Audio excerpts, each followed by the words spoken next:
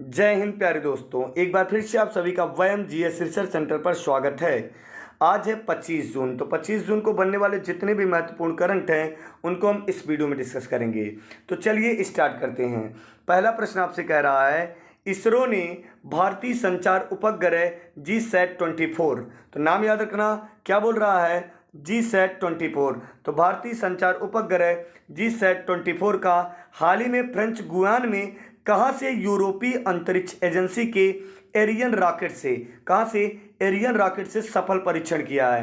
तो याद रखना, फ्रेंच गुयाना में कोरू से, कहाँ से, कोरू से यूरोपीय अंतरिक्ष एजेंसी के एरियन रॉकेट से सफल परीक्षण किया गया है भारतीय संचार उपग्रह GSAT-24 का। उम्मीद करते हैं आपको अच्छे से क्लियर हो गया होगा। तो यहीं पर आपको कमेंट कर देना प्यारे बच्चों। अगर आपसे कह दिया जाए नूरी, क्या बात कर दिया जाए, नूरी स्वदेशी अंतरिक्ष कहाँ से प्रक्षेपित किया गया या किस देश के द्वारा प्रक्षेपित किया गया, तो आपका जवाब हो जाएगा नूरी जो प्रक्षेपित किया गया है वह दक्षिण कोरिया के द्वारा प्रक्षेपित किया गया है। किसके द्वारा? दक्षिण कोरिया के द्वारा। और याद रखना, तियान किसिंग एक उपग्रह प्रक्षेपित किया गया है। तियान किसिंग किस देश के द्वारा? तो चीन के द्वारा। अगर हम बात करते हैं किसकी, तो तियान किसिंग की। तियान किसिंग किस देश के द्वारा? तो चीन के द्वारा। और चीन ने ही अपना तीसरा सबसे उन्नत विमान वाहक पोत, जिसका नाम है फूजियान, नाम याद रखना प्यारे बच्चों, फूजियान का सफलतापूर्वक लॉन्च किसने किया? तो आपका जवाब हो जाएगा चीन ने किया है। क्लियर है? लॉन्च किया। क्लियर है? आइए अगर हम बात करते हैं जो भारतीय संचार उपग्रह GSAT-24 है उसका वेट कितना है, तो आपका जवाब हो जाएगा 4180। कितना बोलेंगे? 4180 किलोग्राम। क्वेश्चन नंबर 2 देखते हैं हम सभी लोग। तो क्वेश्चन नंबर 2 आपसे कह रहा है, हाल ही में हिमाचल प्रदेश के नए मुख्य न्यायाधीश, यहाँ पर एक पॉइंट याद रखना, नए मुख्य न्यायाधीश कौन बने हैं? तो याद रखना, हिमाचल प्रदेश के नए मुख्य न्यायाधीश बने हैं अमजद सईद। क्लियर है? अमजद सईद इसके पहले मुंबई के न्यायाधीश के रूप में थे, मुंबई हाई कोर्ट के न्यायाधीश के रूप में थे। कौन? अमजद सईद, जो हिमाचल प्रदेश के नए मुख्य न्यायाधीश बने हैं।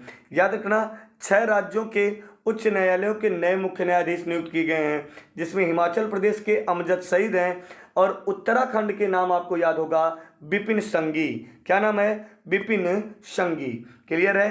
तो अजमत समीद, क्या नाम बोलेंगे? अमजद सईद इससे पहले कहाँ के? तो मुंबई उच्च न्यायालय के न्यायाधीश के रूप में कार्यरत थे। चलिए क्वेश्चन नंबर 3 पर हम लोग चलते हैं। हाल ही में किस अकादमी में इंद्राणी शर्मा मेमोरियल टूर्नामेंट का खिताब जीता? तो याद रखना, RKB अकादमी। कौन सी अकादमी प्यारे बच्चों? तो RKB अकादमी ने इंद्राणी शर्मा मेमोरियल टूर्नामेंट का खिताब जीता। तो इंद्राणी शर्मा मेमोरियल टूर्नामेंट का खिताब RKB अकादमी ने जीता है। कौन सा जीता बेटा? RKB अकादमी। आइए, फ्रॉम लखनऊ टू लुटियंस, क्या बोला है? From Lucknow to Lutyens the power and place of Uttar Pradesh, क्या बोला है? The power and place of Uttar Pradesh पुस्तक किसके द्वारा लिखी गई है? तो अभिज्ञान प्रकाश के द्वारा from Lucknow to Lutyens the power and place of Uttar Pradesh पुस्तक लिखी गई है। किसके द्वारा? अभिज्ञान प्रकाश के द्वारा। नाम याद रखना प्यारे बच्चों, अभिज्ञान प्रकाश के द्वारा लिखा गया from Lucknow to Lutyens the power and place of Uttar Pradesh. Clear है? और इसका विमोचन किसके द्वारा किया जाएगा? तो ऑक्सफोर्ड यूनिवर्सिटी के द्वारा। Clear point? इसका विमोचन किसके द्वारा किया जाएगा? तो ऑक्सफोर्ड यूनिवर्सिटी के द्वारा किया जाएगा। चलिए अगले प्रश्न पे चलते हैं। कौन सा हवाई अड्डा हाल ही में पूरी तरह से पनबिजली और सौर ऊर्जा से चलने वाला भारत का पहला हवाई अड्डा बन गया है? तो याद रखना, भारत का पहला हवाई अड्डा जो पनबिजली और सौर ऊर्जा से चलने वाला बन चुका है वह है इंदिरा गांधी अंतर्राष्ट्रीय हवाई अड्डा, दिल्ली। इंदिरा गांधी अंतर्राष्ट्रीय हवाई अड्डा कहाँ पर स्थित है? यह भी याद रखना, दिल्ली में। तो इंदिरा गांधी अंतर्राष्ट्रीय हवाई अड्डा पनबिजली और सौर ऊर्जा से चलने वाला देश का पहला हवाई अड्डा बन गया है। Clear point? चलिए याद रखना, अगर बात किया जाए कि 2015 में केरल के कोचीन में अंतर्राष्ट्रीय हवाई अड्डा पूरी तरह से सौर ऊर्जा का उपयोग करने वाला दुनिया का पहला हवाई अड्डा बना था? अगर आपसे कह दिया जाए सौर ऊर्जा का उपयोग करने वाला दुनिया का पहला हवाई अड्डा कौन सा था, तो आपका जवाब हो जाएगा कोचीन। क्लियर है? जो किस राज्य में स्थित है? केरल। तो कोचीन में अंतर्राष्ट्रीय हवाई अड्डा जो पूरी तरह से सौर ऊर्जा का उपयोग करने वाला दुनिया का पहला हवाई अड्डा बना था। कब बना था? 2015 में। और यहाँ पर पनबिजली और सौर ऊर्जा की बात करेगा तो इंदिरा गांधी अंतर्राष्ट्रीय हवाई अड्डा की बात करिएगा। चलिए क्वेश्चन नंबर 6 पे चलते हैं प्यारे बच्चों। हाल ही में किस कंपनी ने एक इंडोर सोलर कुकिंग सिस्टम सूर्य नूतन विकसित किया है? तो याद रखना किस कंपनी ने, तो इंडियन ऑयल कॉरपोरेशन लिमिटेड ने सोलर कुकिंग सिस्टम सूर्य नूतन, नाम याद रखना, सूर्य नूतन विकसित किसने किया, तो इंडियन ऑयल कॉरपोरेशन लिमिटेड के द्वारा ये किया गया है। सूर्य नूतन विकसित किसने किया, एक बार कमेंट कर देंगे प्यारे बच्चों। तो बात करते हैं इंडियन ऑयल कॉरपोरेशन लिमिटेड का मुख्यालय कहाँ पर है? तो याद रखना इंडियन ऑयल कॉरपोरेशन लिमिटेड का मुख्यालय नई दिल्ली में है। क्लियर है? और इंडियन ऑयल कॉरपोरेशन लिमिटेड की स्थापना 30 जून 1962 को हुई थी। क्लियर है? और इसके वर्तमान समय के अध्यक्ष श्रीकांत माधव वैद्य हैं। कौन है? श्रीकांत माधव वैद्य, नाम याद रखना। स्थापना कब हुई थी प्यारे बच्चों, यह भी नोट डाउन कर लेना। 30 जून 1962 को स्थापना हुई थी इंडियन ऑयल कॉरपोरेशन लिमिटेड, जिसका मुख्यालय नई दिल्ली में है। चलिए क्वेश्चन नंबर 7 पर चलते हैं हम लोग। हाल ही में किस देश में भारतीय drone startup company Garuda aerospace ने अपना पहला एरोस्पेस प्लांट स्थापित करने की घोषणा की है? तो याद रखना मलेशिया। क्या बोलेंगे? तो हाल ही में मलेशिया में भारतीय drone startup company Garuda aerospace ने अपना पहला एरोस्पेस प्लांट स्थापित करने की घोषणा की है। तो किस देश में? मलेशिया में। क्लियर है प्यारे बच्चों? तो आइए अगर हम बात करें कि इसके निवेश में या इसके स्थापित करने में कुल कितना खर्च आएगा, तो आपका जवाब हो जाएगा 115 करोड़ रुपए के निवेश से स्थापित किया जाएगा। कितना? 115 करोड़ रुपए से।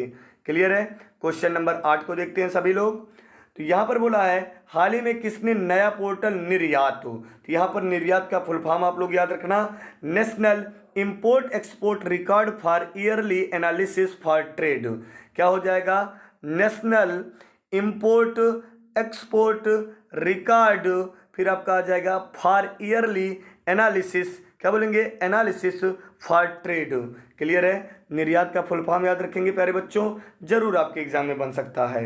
हाल ही में किसने नया पोर्टल लॉन्च किया है? याद रखना हाल ही में नया पोर्टल निर्यात पीएम प्रधानमंत्री नरेंद्र मोदी जी ने लॉन्च किया है। और इस निर्यात का फुल फॉर्म आप लोग जरूर नोट डाउन कर लेंगे। चलिए कौरसेरा द्वारा वैश्विक कौशल रिपोर्ट 2022 में भारत किस स्थान पर है? तो कौरसेरा द्वारा वैश्विक कौशल रिपोर्ट 2022 में भारत का स्थान 68वां है। कौन सा प्यारे बच्चों? 68वां। क्लियर है? आइए विश्व बैंक ने किस राज्य में वर्षा आधारित खेती को बढ़ावा देने की परियोजना को मंजूरी दी है? तो किसने बात किया? विश्व बैंक की। तो विश्व बैंक ने उत्तराखंड राज्य को, किसको? उत्तराखंड राज्य को वर्षा आधारित खेती को बढ़ावा देने के लिए परियोजना की मंजूरी दी है। तो बात आई है उत्तराखंड। तो उत्तराखंड याद रखना 13 जिलों के साथ अलग हुआ था 9 जून 2000 सन 2000। क्लियर है? जो 27वें राज्य के रूप में अस्तित्व में आया था। उत्तराखंड फूलों की घाटी के नाम से भी प्रसिद्ध, उत्तराखंड में फूलों की घाटी स्थित है, याद रखना। क्लियर है? आइए प्रीवियस डे के रिवीजन करते हैं। प्रीवियस डे के रिवीजन के नियम वही हैं, वीडियो को पॉज करना और आपके कितने प्रश्न सही हैं लास्ट मोमेंट पे आपको कमेंट करना है। पहला प्रश्न है 23 जून को कौन कौन सा दिवस मनाया जाता है? तो 23 जून को मनाया जाता है संयुक्त राष्ट्र लोक सेवा दिवस और साथ में अंतर्राष्ट्रीय ओलंपिक दिवस। क्या क्या मनाया जाता है? संयुक्त राष्ट्र लोक सेवा दिवस और अंतर्राष्ट्रीय ओलंपिक दिवस मनाया जाता है। आइए कौन वाणिज्य और उद्योग मंत्रालय की नई परिसर वाणिज्य भवन का उद्घाटन किया? तो प्रधानमंत्री नरेंद्र मोदी जी ने वाणिज्य और उद्योग मंत्रालय की नई परिसर वाणिज्य भवन का उद्घाटन किया। अगला प्रश्न है किस भारतीय महिला क्रिकेट खिलाड़ी ने क्रिकेट के सभी प्रारूपों से संन्यास की घोषणा की है? तो आपका जवाब हो जाएगा रोमेलीधर। तो रोमेलीधर क्रिकेट के सभी संन्यासों से घोषणा का क्रिकेट के सभी प्रारूपों से संन्यास की घोषणा की है। क्लियर है? किस लेखक ने 2022 का वीमेंस प्राइज फॉर फिक्शन जीता है? तो याद रखना रुथ ओजकी। नाम क्या बोलेंगे? रुथ ओजकी 2022 का वीमेंस प्राइज फॉर फिक्शन जीता है। रुथ ओजकी कहाँ की है? तो अमेरिका की। आज का सेशन यहीं तक रहेगा। बेस्ट ऑफ लक दोस्तों।